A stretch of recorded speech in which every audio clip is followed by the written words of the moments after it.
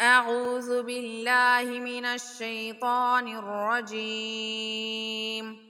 بسم الله الرحمن الرحيم. يا أيها الذين آمنوا لا تقربوا الصلاة وأنتم سكارى حتى تعلموا ما تقولون ولا جنبا إلا عابري سبيل حتى تغتسلوا وإن كنتم مرضى أو على سفر أو جاء أحد منكم من الغائط أو لامستم النساء فلم تجدوا ماء فتيمموا صعيدا طيبا فامسحوا بوجوهكم وأيديكم إن الله كان عفوا غفورا. ألم تر إلى الذين أوتوا نصيبا من الكتاب يشترون الضلالة ويريدون أن تضلوا السبيل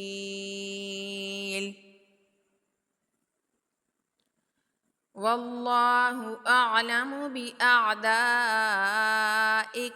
وكفى بالله وليا وكفى بالله نصيرا.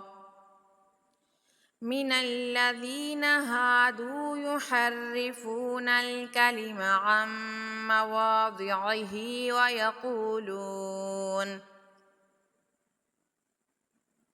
ويقولون سمعنا وعصينا واسمع غير مسمع وراعنا لجا بألسنتهم وطعنا في الدين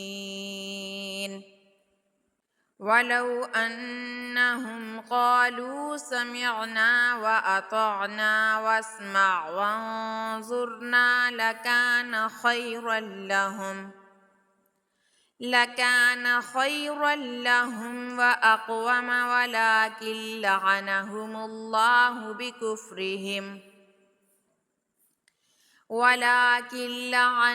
الله بكفرهم فلا يؤمنون إلا قليلا. يا أيها الذين أوتوا الكتاب آمنوا بما نزلنا مصدقا لما معكم من قبل أن نطمس وجوها فنردها على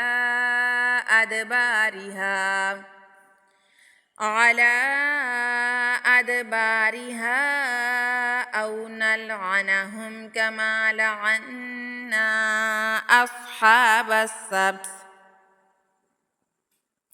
وكان أمر الله مفعولا. إن الله لا يغفر أن يشرك به ويغفر ما دون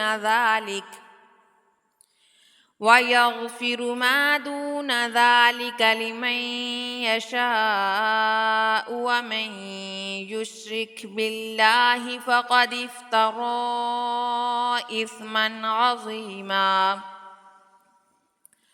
ألم تر إلى الذين يزكون أنفسهم بل الله يزكي من يشاء ولا يظلمون فتيلا. انظر كيف يفترون على الله الكذب وكفى به إثما مبينا